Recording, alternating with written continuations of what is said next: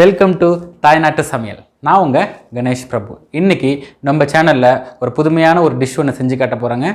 அந்த டிஷ் பேர் பார்த்தீங்கன்னா பன்னீர் தொக்கு. இது எப்படி செய்கிறதுன்றதை பார்க்கலாங்களா? வாங்க சமைக்க போகலாம்.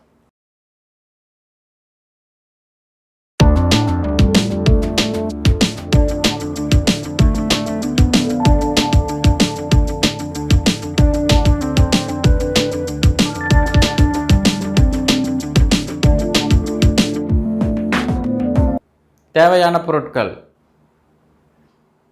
200 கிராம் பன்னீர், 2 ஸ்லைஸ் பண்ண வெங்காயம், 2 தக்காளி, பாலக்கீரை அரைக்கட்டு 120 கிராம், ஒரு பச்சை மிளகாய், அரைக்கட்டு கொத்தமல்லி, 1 இன்ச் இஞ்சி, 6 நம்பர் பூண்டு, பட்டை, லவங்கம், ஏலக்காய், அன்னாச்சிப்பூ, 4 டீஸ்பூன் எண்ணெய், 4 டீஸ்பூன் ஃப்ரெஷ் க்ரீம்,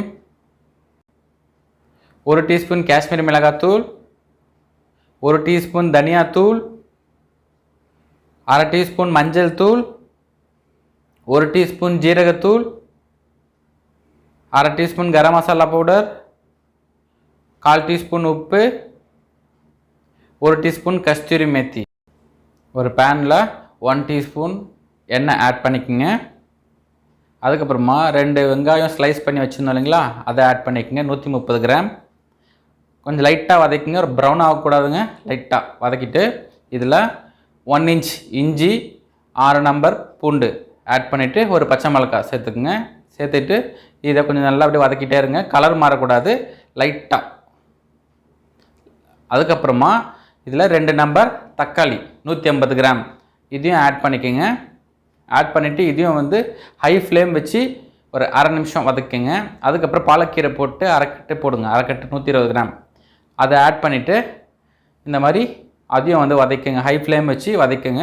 இப்போ எவ்வளோ கீரை இருக்கு இல்லைங்களா, இதெல்லாமே கம்மியாகிடும் பாருங்க. அதை பாருங்கள், சுருங்கிடுச்சு பார்த்தீங்களா? இந்த மாதிரி வர வரைக்கும் இதையும் வதக்குங்க. அதுக்கப்புறமா அரைக்கட்டு கொத்தமல்லி அதையும் போட்டு சுருங்குற அளவுக்கு இதையும் வதக்குங்க. இதெல்லாமே ஹை ஃப்ளேமில் வதக்குங்க. ரொம்ப நேரம் ஆகாதுங்க, இது மொத்தமே 1 நிமிஷத்தில் இது எல்லாமே முடிஞ்சிடும். இந்த பாருங்க, இந்த மாதிரி வந்தவுடனே கேஸ் ஸ்டவ் ஆஃப் பண்ணிட்டு ஆற வச்சுருங்க. அதுக்கப்புறமா ஆறுனதுக்கப்புறமா அதை எடுத்து மிக்ஸி ஜாரில் போட்டு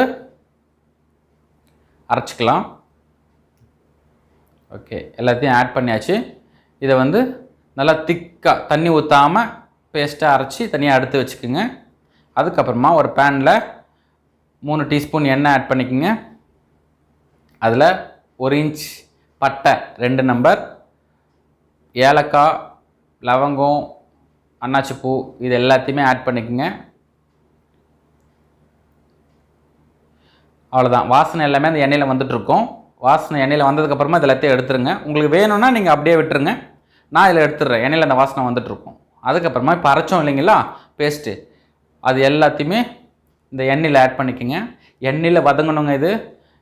இந்த பேஸ்ட் பார்த்தீங்கன்னா பச்சை கலரில் இருக்கும்.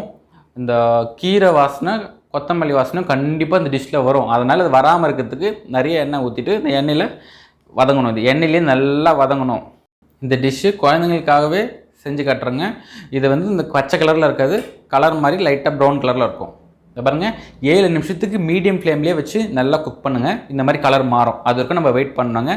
ஓகேங்களா? இந்த டைமில் ஒரு ஸ்பூன் எண்ணெய் ஆட் பண்ணிக்கோங்க. சுற்றி எண்ணெய் ஒரு ஸ்பூன் ஆட் பண்ணிவிட்டு மறுபடியும் இது கொஞ்சம் நல்லா கிண்டிக்குங்க. ஓகேங்களா? எண்ணெய் ஊற்றிட்டு கிண்டிட்டதுக்கப்புறமா ஃப்ரெஷ் க்ரீம் 4 டீஸ்பூன் ஆட் பண்ணணும். இது டேஸ்ட்டுக்கு. இப்போ இவ்வளோ நேரம் பண்ணது எல்லாமே அந்த கிரேவி தொக்காக இருக்கு இல்லைங்களா, அந்த தொக்கு ரெடி ஆகிடுச்சு. இப்போது நம்ம ஃப்ரெஷ் க்ரீம் ஆட் பண்ணுறோம் டேஸ்ட் கொடுக்கறதுக்காக. இந்த கொத்தமல்லி வாசனையும் வராது, பாலக்கீரை வாசனையும் வராது. ஓகேங்களா? அதுக்காக நல்லா மிக்ஸ் பண்ணிக்கோங்க. மிக்ஸ் பண்ணிவிட்டு இதையும் 5 நிமிஷத்தில் லோ ஃப்ளேம்லேயே அப்படியே விட்டுருங்க. ஏன்னா இப்போ நம்ம ஆட் பண்ண ஃப்ரெஷ் க்ரீம் குக் ஆகணும். குக் ஆகிடுச்சு. இது பாருங்க, கலர் மாறிடுச்சுங்களா? இப்போது 1 டீஸ்பூன் காஷ்மீரி மிளகாத்தூள் ஆட் பண்ணிக்கோங்க. 1 டீஸ்பூன் ஜீரகத்தூள், அரை டீஸ்பூன் மஞ்சள் தூள், 1 டீஸ்பூன் தனியாத்தூள், 1/4 டீஸ்பூன் உப்பு.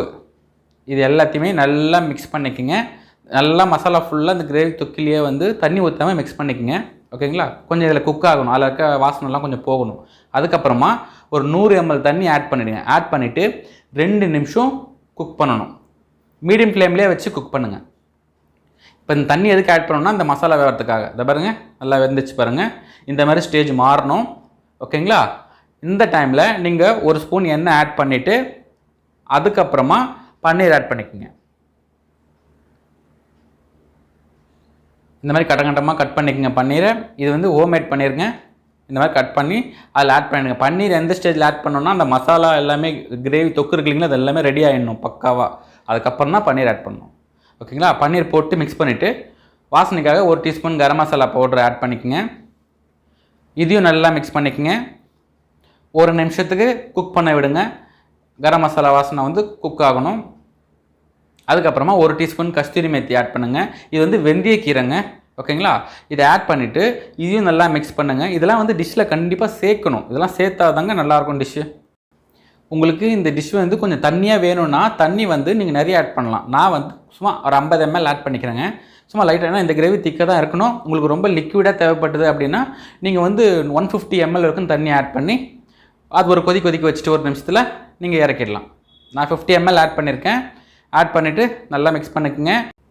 ஃபைனலாக 1 டீஸ்பூன் எண்ணெய் ஆட் பண்ணிவிட்டு 3 நிமிஷத்துக்கு லோ ஃப்ளேமில் அப்படியே விட்டுருங்க. அதுக்கப்புறமா டிஷ்ஷை வந்து எடுத்து சுட சுட சாப்பிட்டிங்கன்னா குழந்தைங்களாம் ரொம்ப பிடிக்குங்க. அவ்வளோதாங்க, டிஷ் முடிஞ்சிச்சு. அவ்வளோதான். இந்த வீடியோ உங்களுக்கு பிடிச்சிருந்ததுன்னா உங்கள் ஃப்ரெண்ட்ஸ்க்கெலாம் ஷேர் பண்ணுங்கள். மறக்காமல் சப்ஸ்கிரைப் பண்ணுங்கள். Until then, bye from Ganesh Prabhu.